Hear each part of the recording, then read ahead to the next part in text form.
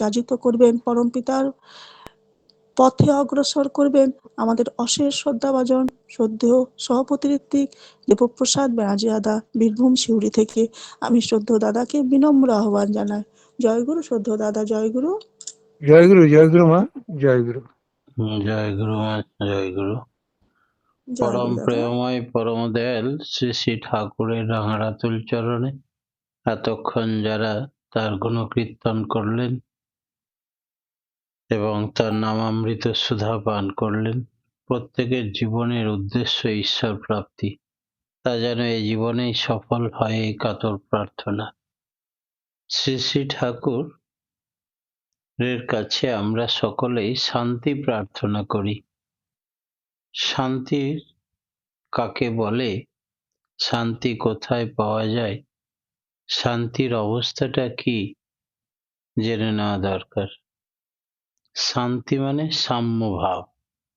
সাম্যভাব মানে সুখেও সে খুব স্ফূর্তিতে আনন্দে লাফিয়ে ওঠে, আবার দুঃখেও সে কোনো কষ্ট পায় না। সুখ দুঃখ দুটোই তার কাছে সমান, তাই সাম্যভাব, সাম্য চলন, তাই হচ্ছে শান্তি। কিরকম? আচার্যদেব শ্রী বরদার সান্নিধ্যে বসে আছি, সন্ধেবেলায় তার ছেলে এক্সপায়ার করেছে, পিন্টুদা।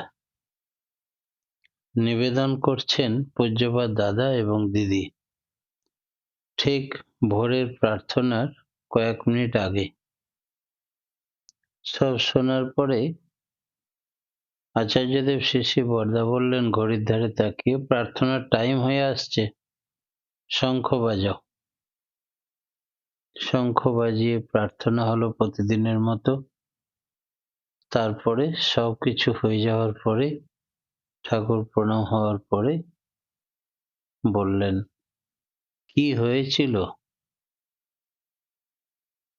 তারপরে বললেন মায়ের কাছে খবরটা দিতে যাবে, তখন সঙ্গে ডাক্তারবাবুকে নিয়ে যাবে। তাই ডক্টর বিনায়ক মহাপাত্রদা সহ যখনই মাকে খবরটা দেওয়া হলো, মা অজ্ঞান হয়ে পড়লেন। তার চিকিৎসা শুরু হলো। এই সমস্তর কারণটাই হচ্ছে যে সাম্য ভাব সকলের থাকে না। তিনি আচার্য, তিনি আচরণ করে দেখালেন যে মাথায় পাহাড় ভেঙে পড়লেও কোনো চঞ্চলতা, কোনো অস্থিরতা, কোনো দুঃখ, কোনো আনন্দ কিছুই তাকে টলাতে পারে না। এই হচ্ছে শান্তি। তেমনি ঈশ্বর সম্বন্ধে কথা উঠল একদিন। শ্রী শ্রী ঠাকুর বললেন আত্মা অর্থাৎ চলৎশীলতার আধিপত্যের ভাবই হচ্ছে ঈশ্বরত্ব। এরই সমন্বয়ে সম্বেগ সারূপ্য যখন আপনার বোধির কাছে উদ্ভাসিত হয়ে ওঠে, তখনই হয় ঈশ্বর অনুভূতি। আর তারই জীবন্ত বেদী হলেন ইষ্ট। প্রত্যেক বৈশিষ্ট্যের সাম্যক সমাবেশ নিয়ে তিনি তখন বোধির কাছে স্ফুটন্ত হয়ে ওঠেন। এই আমার সাধারণ বুদ্ধির কথা, আমি শাস্ত্র টাস্ত্র জানি না, আমার ত্রুটি নেবেন না, এ কথা বলছেন বিশ্ববিধাতা। অর্থাৎ আত্মা অর্থাৎ চলৎশীলতার আধিপত্যের ভাবই ঈশত্ব।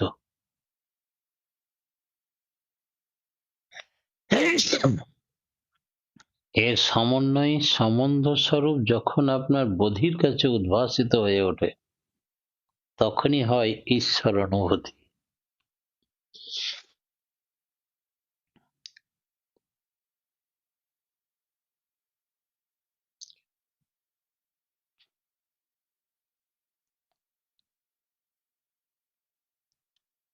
যা বললাম তাই যদি সচ্চিদানন্দ হয়, তবে সচ্চিদানন্দময় নয় এমন কিছু নেই পৃথিবীতে। তাকে বস্তু বা স্পিরিট, আত্মা যাই বলি না কেন, বস্তু নয় তাও বলা যাবে না, আবার আত্মা নয়, চলৎশীল নয় তাও বলা যায় না।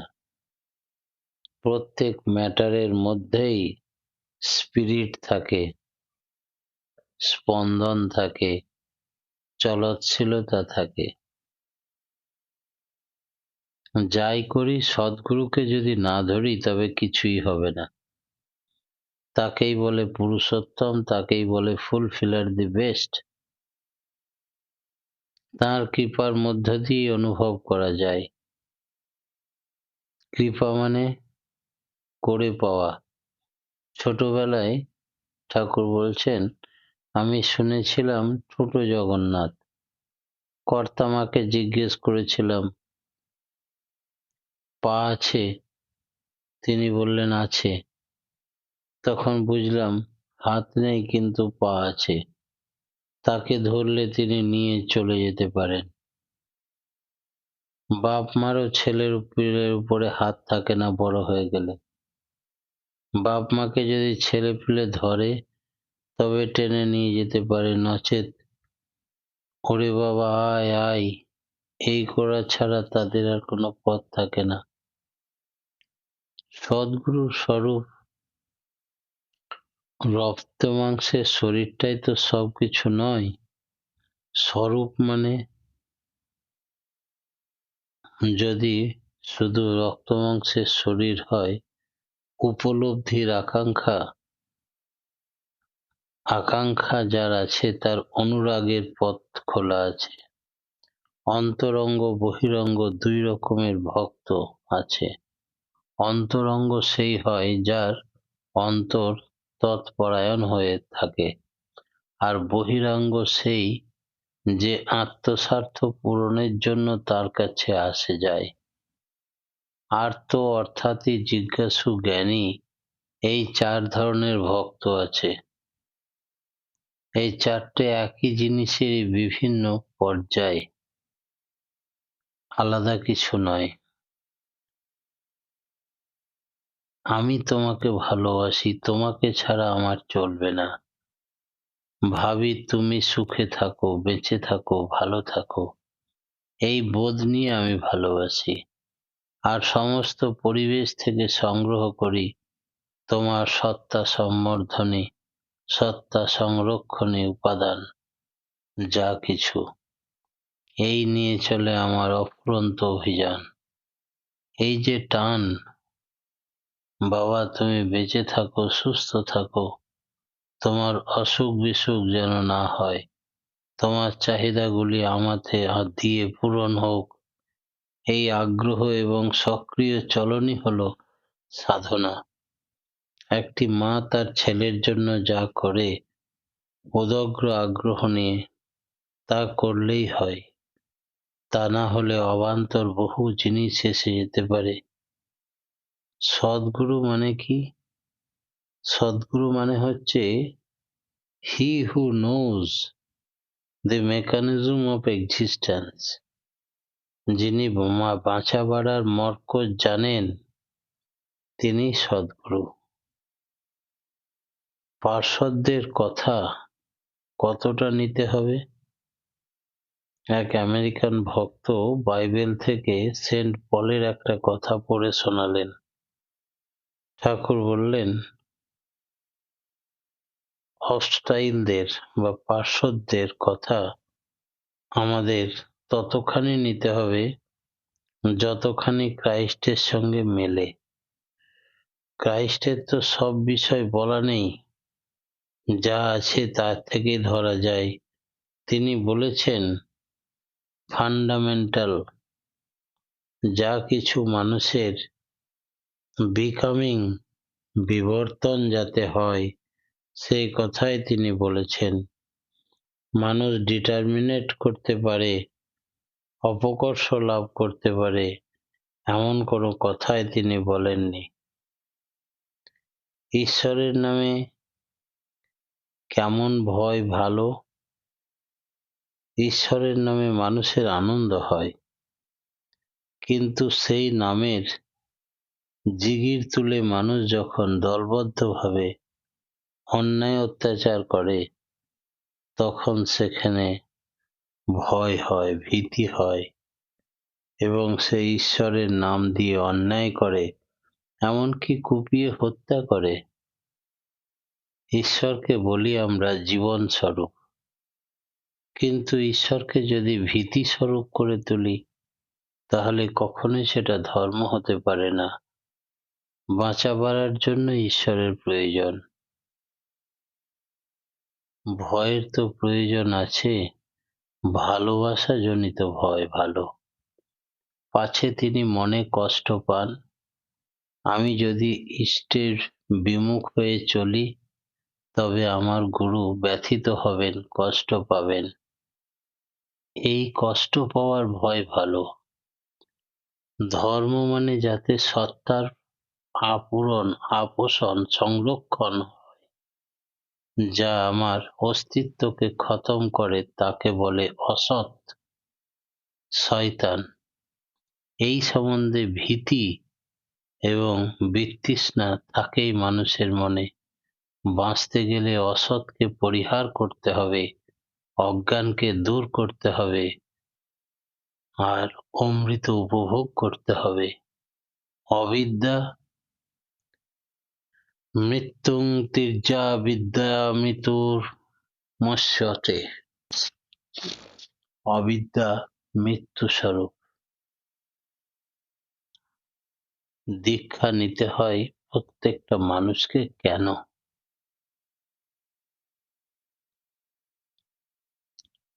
শ্রী শ্রী ঠাকুর, এক ভদ্রলোক একদিন ঠাকুরকে বলছেন, আমি দীক্ষা নিইনি জীবনে কোনো গুরুর,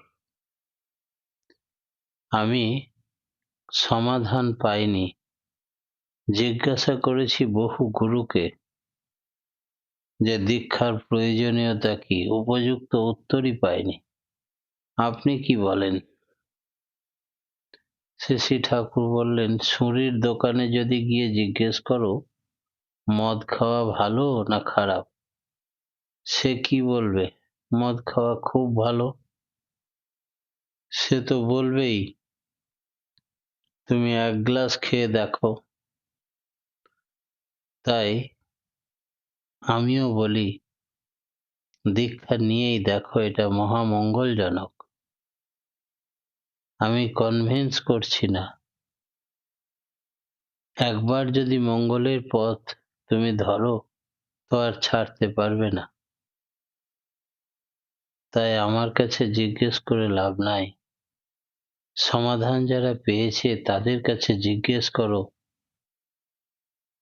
নানা রকম প্রবৃত্তি আমাদের আটকে রাখে।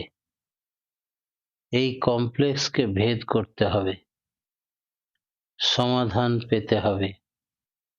জীবন তো আটকে থাকে না, সে তো চলৎশীল। আত্মার দ্বারা, তার ভেতরে আত্মা থাকে, তাই সব সময় গতিশীল। শিশু থেকে বালক, যুবক, তারপরে পূর্ণ মানব, প্রৌঢ়, বার্ধক্য, মৃত্যু। এই পথে সে এগিয়ে চলেছে সব সময়। শুধু জীব কেন, জড় পদার্থেরও পরিবর্তন হয়। এই চলৎশীলতা সুষ্ঠু ও সুন্দর হয়, তাই করা লাগে।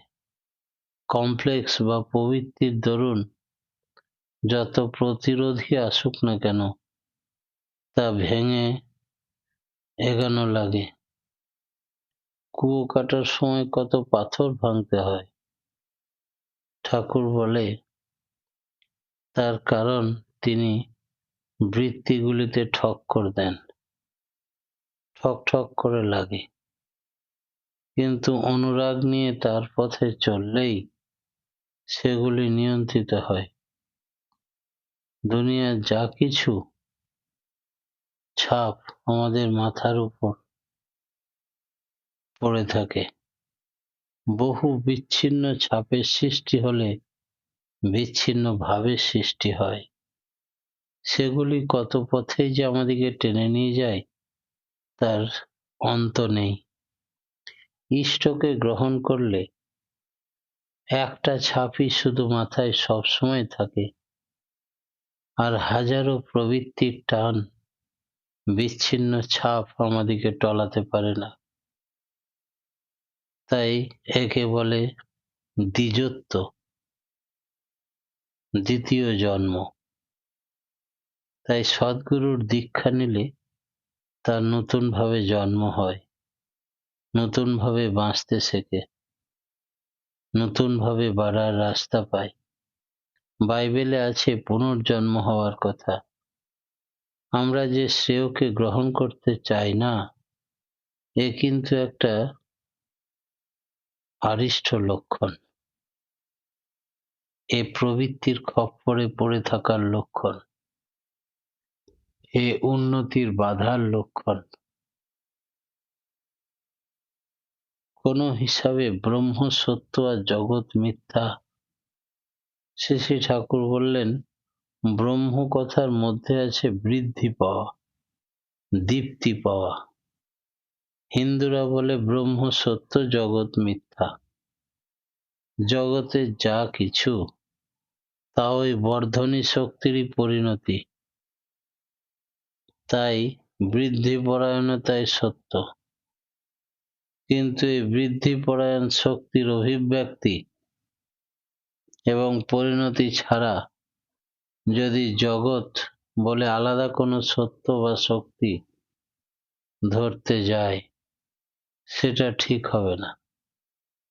ওর থেকে বিচ্ছিন্ন আলাদা জগতের অস্তিত্ব নেই। সেই হিসাবে জগৎ মিথ্যা। এক অহম এক মেব দ্বিতীয়ম। এই হিসাবে যা কিছু সবই সেই শক্তিরই পরিণতি। এক মেব দ্বিতীয়ম মানে সেই শক্তিরই পরিণাম এবং পরিণতি ছাড়া আর কিছুই নেই। যে আধ্যাত্মিকতা, যে ব্রহ্মতপ বাস্তব জগতে সমর্থিত করে তুলতে পারে না, তা প্রকৃত আধ্যাত্মিকতা বা ব্রহ্মতপ নয়। যাকে অধিকার করে অবলম্বন করে চলৎশীলতা বজায় থাকে, নানাভাবে আবর্তিত হতে হতে, তাই আধ্যাত্মিকতা। আত্মাকে ঈশ্বর বলি, ওই আধিপত্যের দিকে এগিয়ে চলে বলে।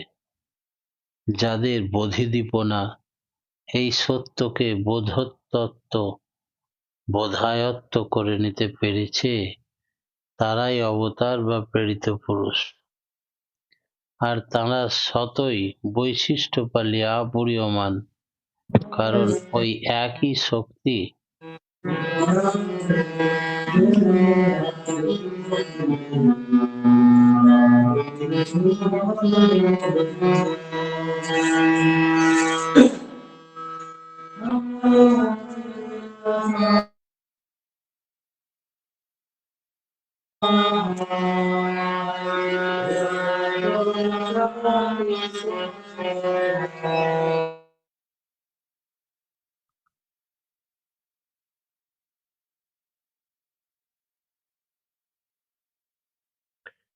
যাদের বোধিদীপনা এই সত্যকে বোধায়ত্ত করে নিতে পেরেছে, তারাই অবতার প্রেরিত পুরুষ। তারা সতই বৈশিষ্ট্যপালী এবং অপরিয়মান, কারণ ওই একই শক্তি নানা বৈশিষ্ট্যে বিবর্তিত হয়ে চলেছে। কারো পরিপূরণ করতে গেলেই তাকে তার বৈশিষ্ট্য অনুযায়ী পরিপূরণ করতে হবে, নচেৎ সে অপরিয়মান হতে পারবে না। বৈশিষ্ট্য থাকলেই সেই বৈশিষ্ট্যের ভাগ নিয়ে বর্ণনা আছে, তদানুপাতিক কর্ম বিভাগ আছে। বৈশিষ্ট্য থাকলে বৈশিষ্ট্য আনুপাতিক যোগ্যতা আছে। সেই যোগ্যতার তারতম্য অনুযায়ী মানুষ বড় ছোট, ধনী দরিদ্র, জাত কুল মান সংস্কার ভিন্ন ভিন্ন হয়, কিন্তু এদের মধ্যে আবার সামঞ্জস্য চাই বৈশিষ্ট্য অনুযায়ী পরিবেশনের ভিতর দিয়ে। পোষণ এবং শোষণ, এর মধ্যে ব্যালেন্স বা সমতা যেখানে, সেইটি হচ্ছে অর্থনীতি। জন্মে মাকে আমরা শোষণ করে বাঁচি, তখন মা শোষিত হন, আমি পুষ্ট হই। বড় হয়ে আমি মাকে পোষণ দিই, তাকে পুষ্টি দিই, সেবা দিই, সম্বর্ধনা দিই, সম্মান করি। এই দেওয়া নেওয়ার ব্যালেন্স, সমতাটাই হলো অর্থনীতি। কাউকে দিতে গেলে আবার মানুষের কাছ থেকে নিতে হয়, যাদের কাছ থেকে নেব তাদের আবার সেবা দিতে হবে। এই ব্যালেন্স বা সমতাটা ভাঙলেই সর্বনাশ। ঠাকুর বহু মানুষকে বহু জিনিস চাইতেন, যাকে চাইতেন তার জীবন ধন্য হয়ে যেত এবং সে বুঝতে পারত সে গ্রহ বিপাক বিপর্যয় থেকে রক্ষা পেল, হতদরিদ্র অবস্থা থেকে সে জীবনে আর কখনো দারিদ্রতা তাকে স্পর্শ করতো না। এরকম বিভিন্ন গ্রহ বিপর্যয়ের হাত থেকে রক্ষা করার জন্যই তার কাছে তিনি চাইতেন। কিরকম? একটি দাদা মুঙ্গের থেকে এসছে, তার শতছিন্ন বস্ত্র, হতদরিদ্র ডে লেবার। তাকে ঠাকুর বললেন, আমাকে কিছু পয়সা দিতে পারিস? তিনি অনেকগুলো খুচরো পয়সা বহুদিন থেকে সংগ্রহ করেছিলেন, লজ্জায় দিতে পারেননি ঠাকুরকে। সেই পয়সাগুলো উজাড় করে দিলেন, তাতে দেখা গেল গুণে 40 পয়সা। সেটা বললেন, উৎসবের শেষে যাবার সময় আমার কাছে দেখা করে যাবি। শেষ দিনে যাবার প্রাক্কালে ঠাকুর তাকে ফেরত দিলেন। বড় মায়ের কাছ থেকে বললেন, নিয়ে আয় তো সেই পয়সাটা।